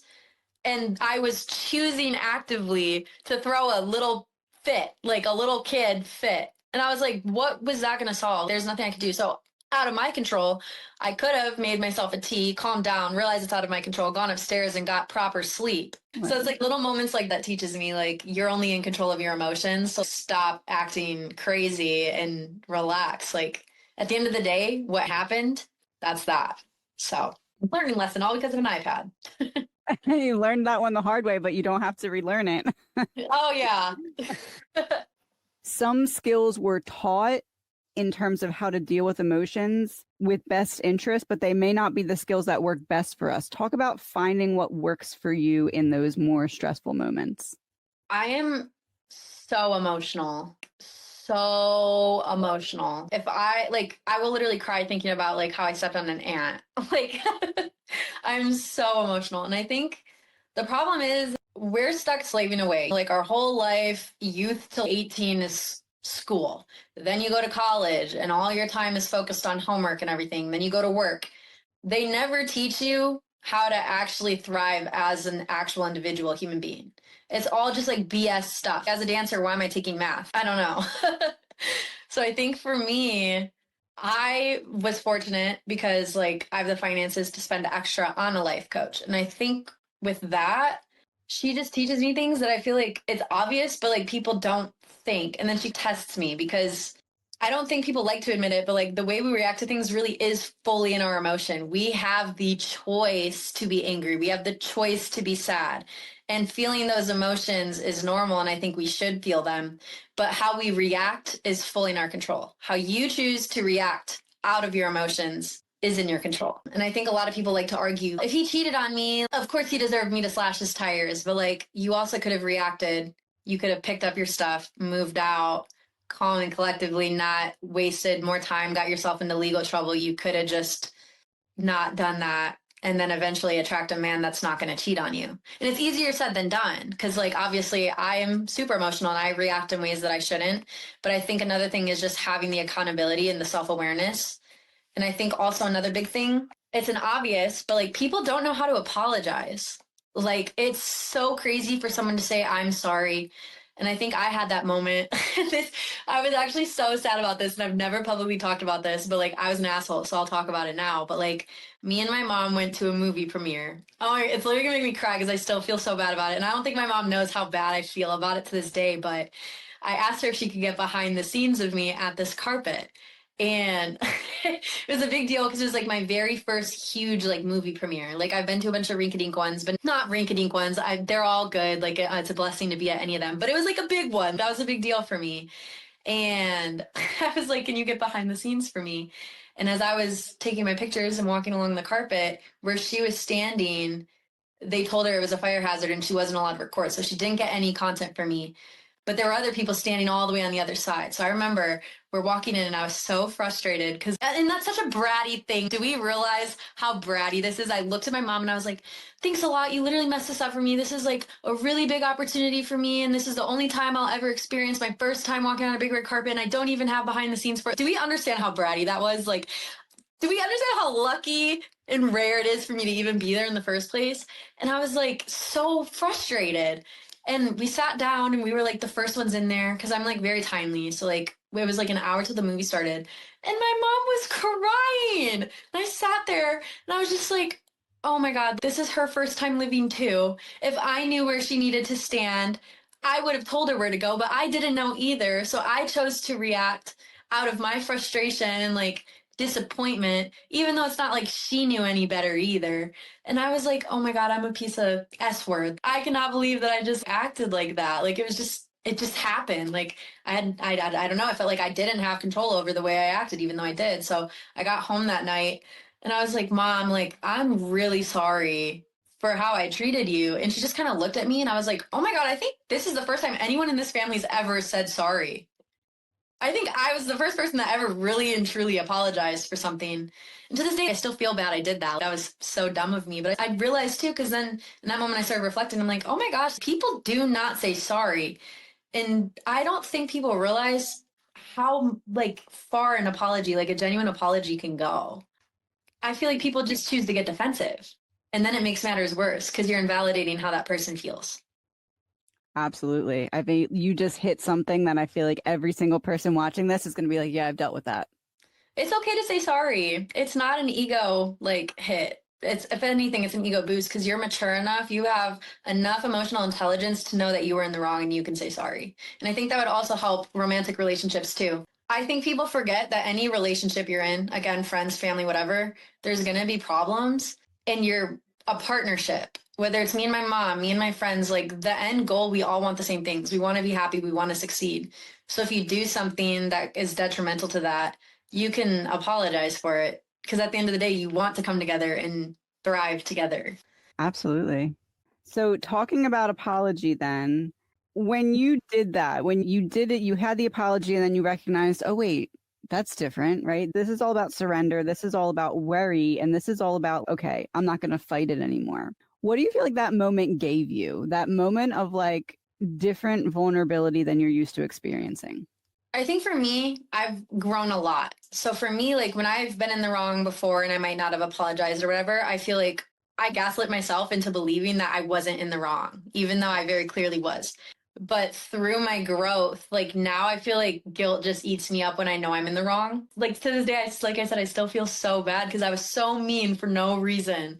So I just felt so guilty about it. I'm like, what? Like, I feel like a lot of people, like, instead of saying sorry, they'll like go buy flowers or go buy a gift or do something. But I was like, The only thing I think that can genuinely like make me feel like even a better person and like actually solve this problem is to genuinely just apologize because it's uncomfortable.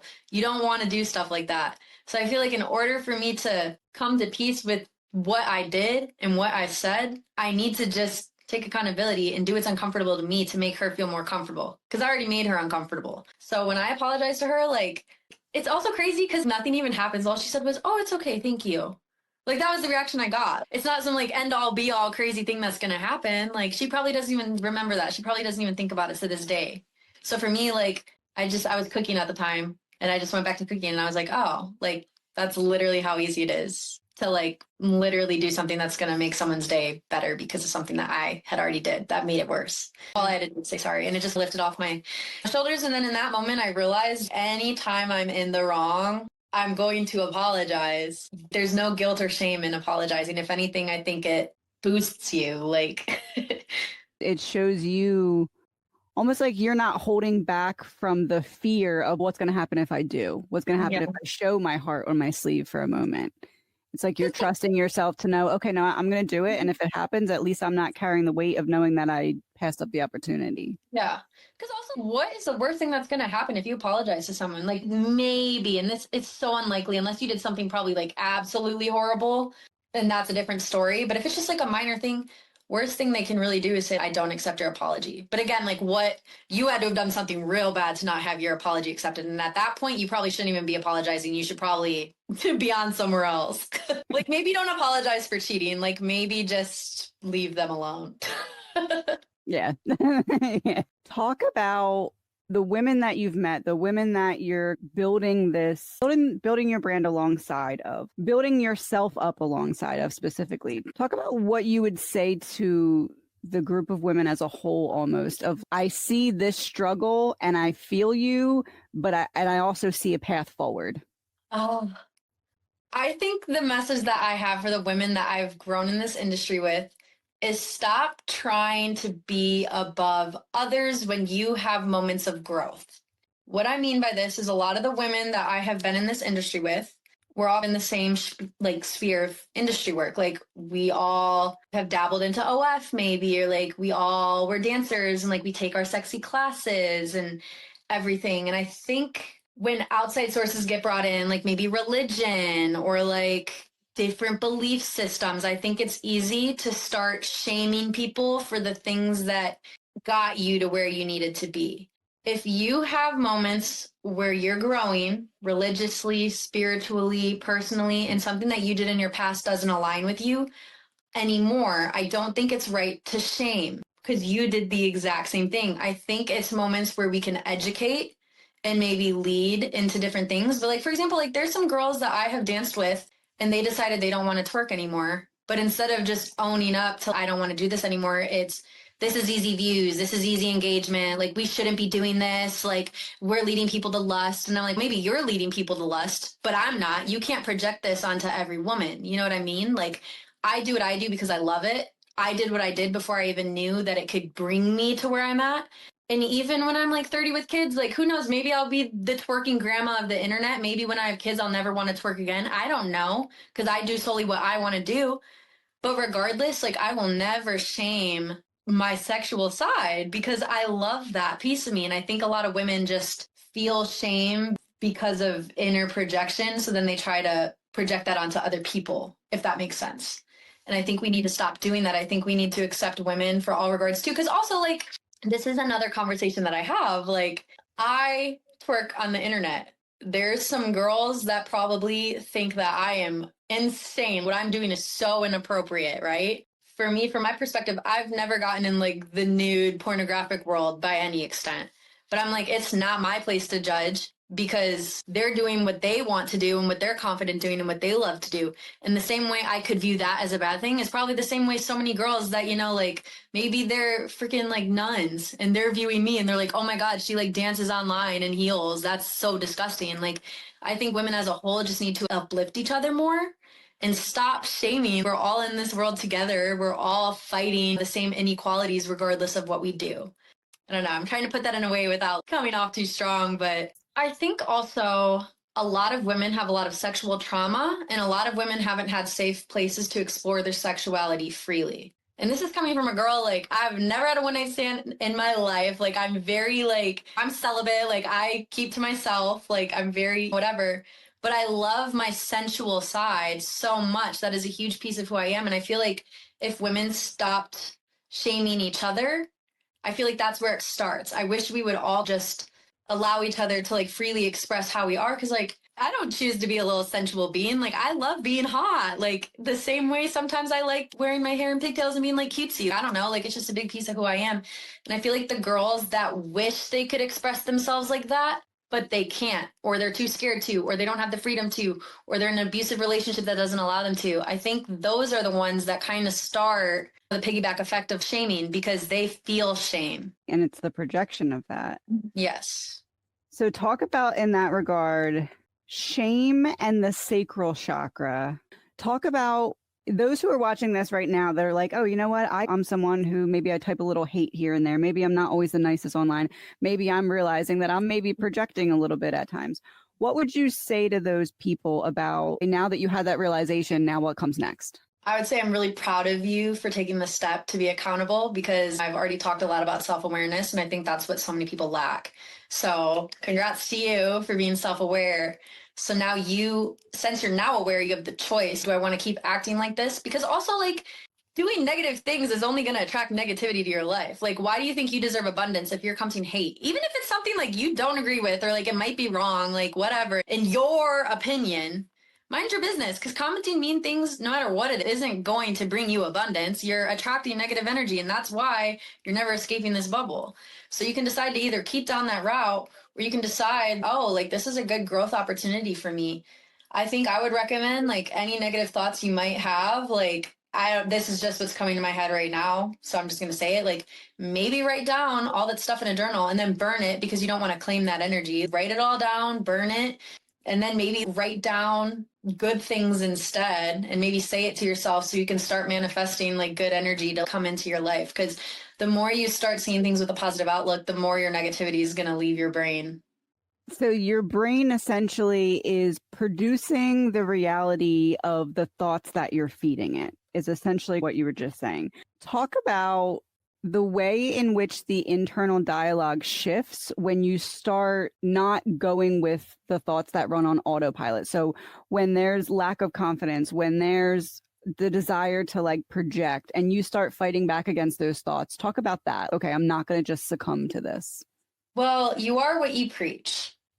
Now, with that being said, even me, myself, people know me as this really confident person, but I have really mean thoughts about myself on the daily. Like, even some of the comments I get, like, sometimes those are in my head, and like, they're right. Like, I am fat. Like, I am ugly. I do need to do this or that. Like, I'm never going to find a good man. But I think that's natural, because there's also so much negativity in our world. So I think our brain just like remembers what it sees, right? So I think what kind of stops those patterns from becoming reality is when you stop in your tracks. Like, anytime I have bad thoughts, because sometimes I'll run with it. Like, I'll be really anxious. I'm like, I'm terrible. Like, I'm going to do such a bad job, like blah, blah, blah.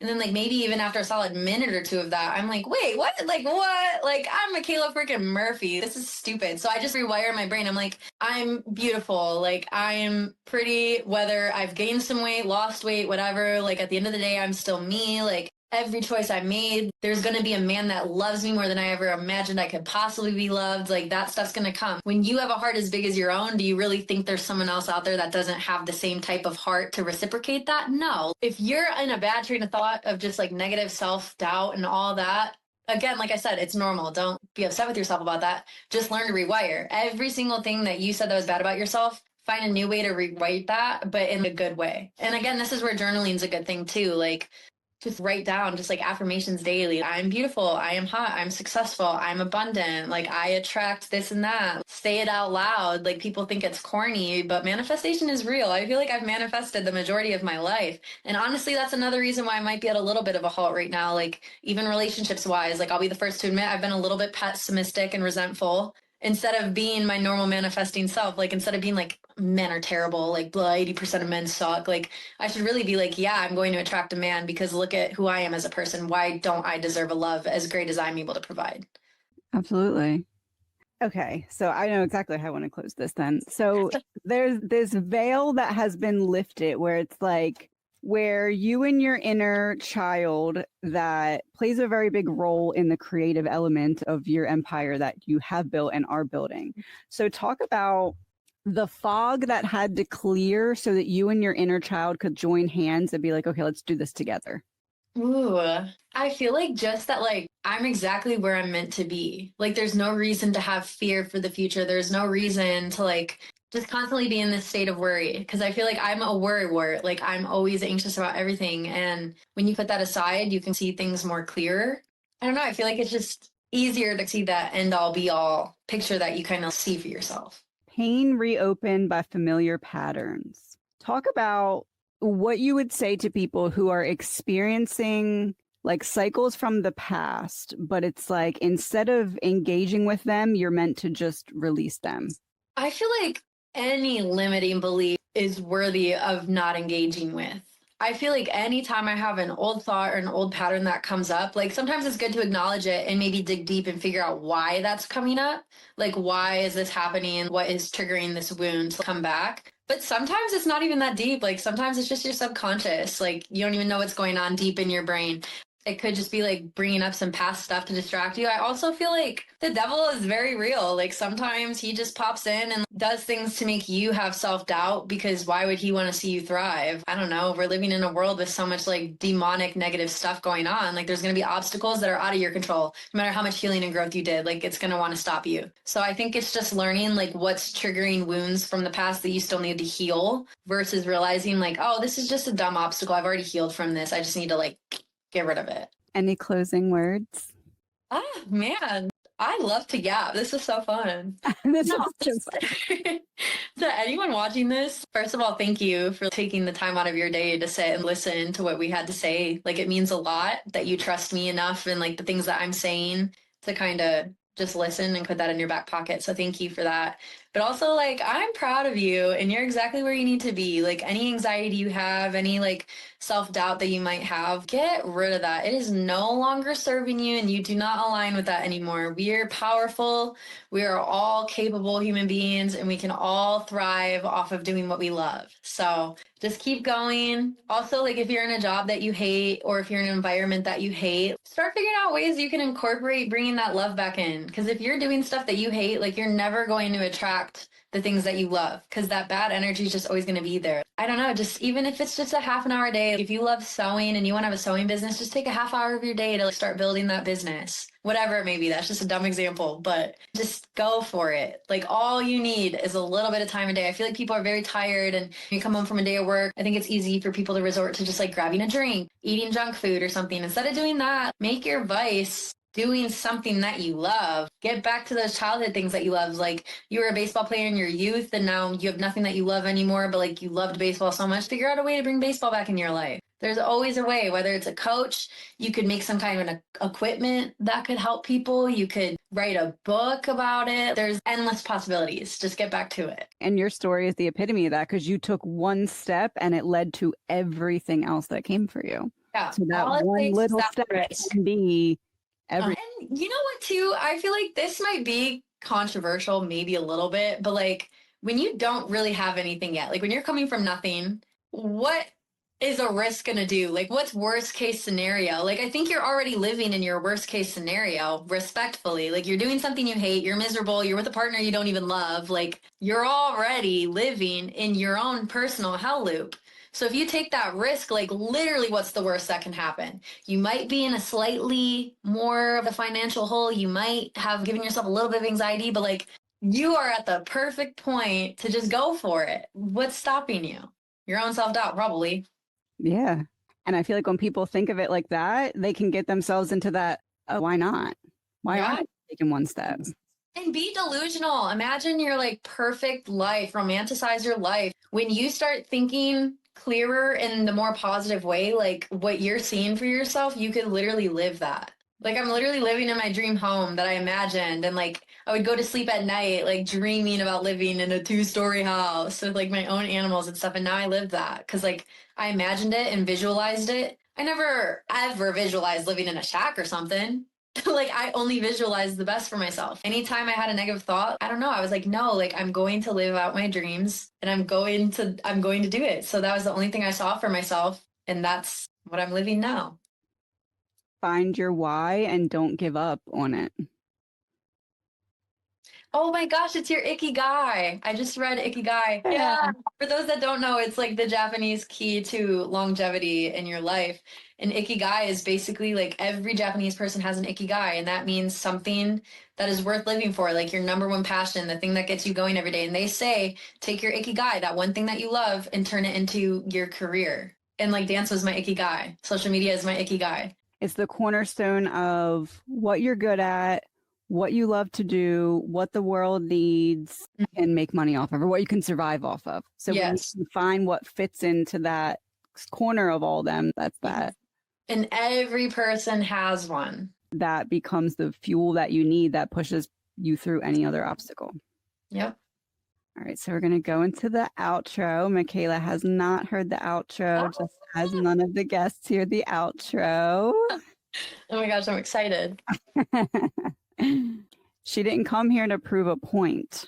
She came here to own her path, and she did, without over-explaining, without editing herself down to be more palatable. Mikaila didn't just talk about rising. She showed us what it looks like when the rise is built from grit, not gimmicks. When the platform is earned, not handed. When the moves are mapped by instinct, not approval. She reminded us that power doesn't always announce itself. Sometimes it shows up in someone who refuses to shrink, even when shrinking would have made things easier. Easier to sell, easier to accept, easier to survive. But that's not how she moves. She built a life not out of waiting, but out of taking the industry and allowing herself to make space. Not waiting for a man to get it, not waiting to feel ready before doing the damn thing anyway. And the result, a career that's not just visible, but intentional. A selfhood that's not just expressive, but self-led. This isn't a highlight reel, it's a lived truth. And if you felt something land in you today, don't rush it into a caption. Let it sink, let it work on you. Let it ask you what you've been diluting just to keep things digestible. Because that thing you're holding back, that might be the exact moment that builds your rise. Thank you again, Mikaila, so much for this. This was very not surprising. I don't want to use the word surprisingly practical, but like I feel like people in the beginning are going to be like, oh, I'm actually surprised by the practical nature that I've got out of how I can apply this. So I thank you. Of course. Thank you so much for having me. This is awesome. And thank you to everyone for watching. As you are aware, there is the Humans for Humanity community page. Give me about a week and Mikaila's page will be up. It's wisdom from the episodes. There's a 10 and 20 card tarot spread. There is a playlist by the guests and a lot more. I have my friend Sarah coming on next week to talk about the infertility into fertility journey. And then I have my friend Amanda coming on, who is a professional fighter, to talk about mindset. And then it will be me hopping on for the 12th episode. The Humans for Humanity application is available. It is a little bit lengthy, so please take your time. It's on my STAN.STORE. Thank you everyone for watching. This was Humans for Humanity, and we will talk to you soon.